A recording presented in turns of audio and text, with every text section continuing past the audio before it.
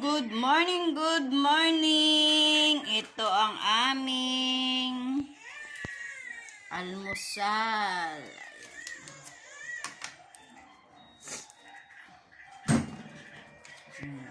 Yan na rin ang baon ni Mother. Ayan.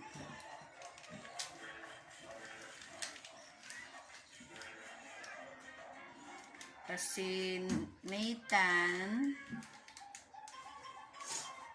bumili ng ketchup.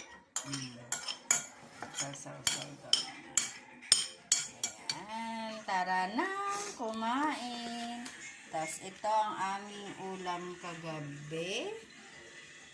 Leftover sardinas. Oh, gusto mo ba yan, Nathan? Yes. Sardinas? Yes.